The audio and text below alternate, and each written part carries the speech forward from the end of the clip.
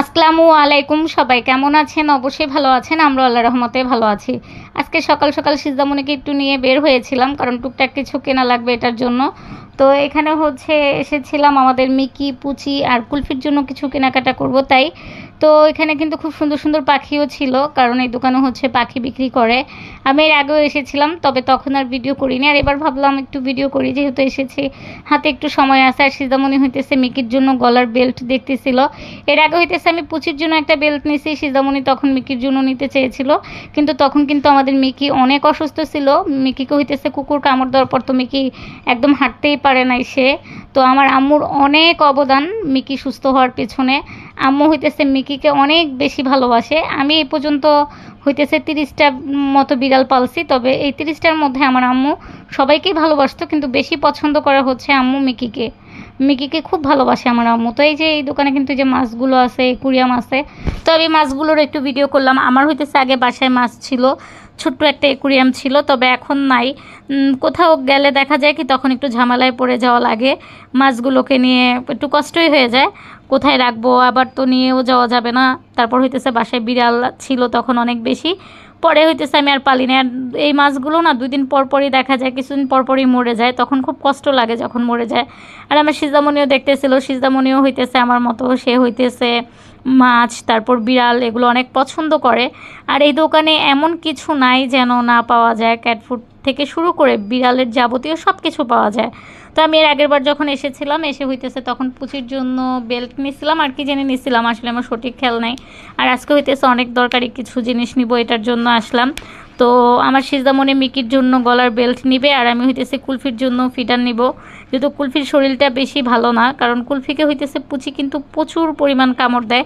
কামড় দিয়ে পুচির পুরা পুচি তার মেয়েকে, কুলফিকে পুরা একদম ইনফেকশন করে ফেলছে। তো আমি ডাক্তার ভাইয়ের কাছে বলেছিলাম, ভাইয়া একটা লোশন ব্যবহার করতে দিছে, সেটা দিতেছি। আর এই যে এখানে ওদেরকে গোসল করাইতে গেলে, তারপর নখ কাটতে গেলে ওরা খুব আঁচড় মারে, সেই জন্য একটা গলার বেল্ট নিয়ে নিলাম। এটা খুব প্রয়োজন ছিল, অনেক দিন ধরে ভাবতেছিলাম নিব, আসলে পরে আর নেওয়া হয় নাই। যারা পশু পাখি পালেন তারা কিন্তু বুঝতে পারবেন কতটা মায়া লাগে তাদের জন্য। আর আমি কুলফির জন্য ছোট্ট একটা ফিডার নিব, যেহেতু দেখা যায় যখনই কুলফি খাইতে যায় পুচির কাছে, পুচির মন ভালো থাকলে পুচি খাওয়াবে, নয়তো ধরে কামড় মারে, কামড় মেরে মেরে পুরো ওর গলার নিচ, হাত এগুলো পুরো ইনফেকশন হয়ে গেছে। আমি জানি না আসলে ও বাঁচবে কিনা, কিন্তু যেহেতু পালি, আমরা যারাই পালি না কেন, একমাত্র তারাই বলতে পারবো যে কত মায়া লাগে। বিড়াল পাললে বিড়ালের জন্য যে কী পরিমাণ একটা মায়া হয়ে যায়, একদম নিজের সন্তানের মতো লাগে, মনে অনেক কষ্ট লাগে। তার জন্য ছোট একটা ফিটার নিব, দেখবো কুলফিকে একটু আলাদা খাওয়ার চেষ্টা করব, যেহেতু একটু পরপরই খেতে চায়। আর পুচিও বিরক্ত হয়ে যায়। আমাদের পুচি কিন্তু তত একটা বড় না, পুচিও কিন্তু খুব ছোটোই। পুচিকে আনছিলাম আমি, বেশি দিন হয় নাই আসলে। এখন কি আর করব, এর মধ্যে কুলফিও হয়ে গেছে। তো সবাই দোয়া করবেন আমাদের কুলফি যেন সুস্থ হয়ে যায়। আর এই যে সিজামণি এই জেলিটা নিবে বলতেছিল, মিকি পুচি ওদের জন্য। আর আমার সিজদামণি তো খুবই ভালোবাসে, কয়দিন ধরে আমাকে বলতেছিল, মা চলো যাই ওদের জন্য কিছু নিয়ে আসি। আর সে যেটা দেখতেছিল সেটাই তার পছন্দ হইতেছিল, বারবার বলতেছিল আমরা এটা নেই ওইটা নেই। আমি বললাম না মা, আজকে কিছু নিব না, অন্যদিন নিব। তো আমার আবার এই ছোটো একুরিয়ামগুলো খুব পছন্দ হয়েছিল, ইচ্ছা ছিল যে একটা নিব, কিন্তু দেখা গেল ওদের জন্য আবার টুকটাক যাই নিলাম না কেন, এটা নেওয়া সম্ভব ছিল না, তার জন্য নেই নাই। কিন্তু পরে গেলে আমি আবার একটা একুরিয়াম নিয়ে আসবো, ছোট্ট স্কোয়ারের মধ্যে একটা একুরিয়াম আমার অনেক পছন্দ হয়েছে। ওইটা নিচে ছিল, তো ওই একুরিয়ামটা আমি পরের মাসে দেখে নিয়ে আসতে পারি কিনা। আমার কাছে না আসলে অনেক বড়গুলো ভালো লাগে না, ছোট। আর যেহেতু রুমেও জায়গা কম, আমার ওয়ার্ডরোবটাও ছোট, ওইটার সাইডে রাখলে ভালো লাগবে। তো তখন নিবার এই মাছগুলো কিন্তু মাশাআল্লাহ খুব কিউট ছিল। তো দেখা যেতেছে ভিডিওতে তত একটা ভালো নাও লাগতে পারে, কিন্তু বাস্তবে মাছগুলো দেখতে খুব সুন্দর লাগতেছিল। তার জন্য আমি একটু ভিডিও করে নিয়ে আসলাম, যেহেতু টুকটাক যাই করি না কেন শেয়ার করি। এর মধ্যে তো দেখা যায় মাঝে সাঝে একটু ভিডিও দিতেছি, লং ভিডিও ইদানিং। এর আগে তো প্রতিদিন দিতাম, এখন না দিতে পারি না, আসলে ব্যস্ত থাকি, অসুস্থ থাকি, একটার পর একটা ঝামেলা থাকেই। কেন যেন এখন আর আগের মতো মনের মধ্যে ভালো লাগাটা কাজ করে না। যতই দিন দিন বড় হয়ে যাচ্ছি, ততই সব কিছু মনে হইতেছে কি চেঞ্জ হয়ে যাচ্ছে, আর আগের মতো কিছুই ভালো লাগে না। আবার সিজদামণি বের হইতেছে, পাখিগুলো দেখতেছিল, বলতেছিল মা দেখো পাখিগুলো কত সুন্দর। আমাদের তো পাখি ছিল, কবুতর ছিল, আমি তো আপনাদেরকে আগে ভিডিওতে দেখিয়েছিলাম। তো এখন কিছুই নাই, পাখিও নাই, কবুতরও নাই। আর এই যে আমরা যেগুলো কিনছি সিজদামণি হইতেছে ওগুলো হাতে নিয়ে দাঁড়ায় আছে। আমি ভাবছিলাম কি এগুলোর একটু বাসায় গিয়ে ভিডিও করব।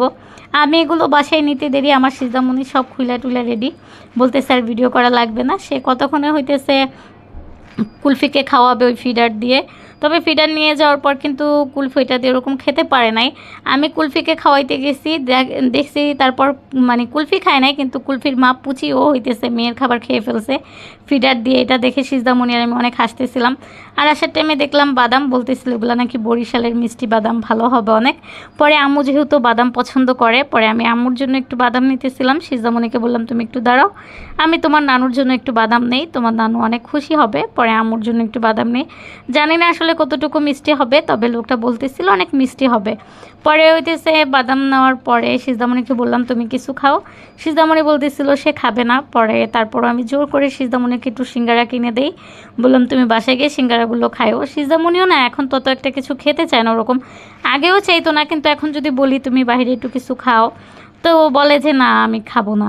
মানে ও আমাকে খাওয়া দাওয়া বা কোনো কিছু কেনাকাটা নিয়ে বিরক্ত করে না। তবে এই কয়েকদিন অনেক বিরক্ত করছিল, সে কান ফোরাবে এই জন্য। তার ক্লাসের সব বান্ধবীরা কান ফোরায় ফেলছে, শুধু সে ফোরায় নেই। তো কি করব, গতকালকে পরে আলহামদুলিল্লাহ রাত্রে মেয়ের কান ফোরায় নিয়ে আসি। আমার মেয়ে অনেক খুশি হয়েছে। তো আপনারাও আমার সিজদামণির জন্য দোয়া করবেন, তার কানে যেন কোনো সমস্যা না হয়। এই পর্যন্ত তো হয়নি। তো আমার আজকের ভিডিওটা এতটুকুই ছিল। সেই পর্যন্ত সবাই ভালো থাকুন, সুস্থ থাকুন। আল্লাহ হাফেজ।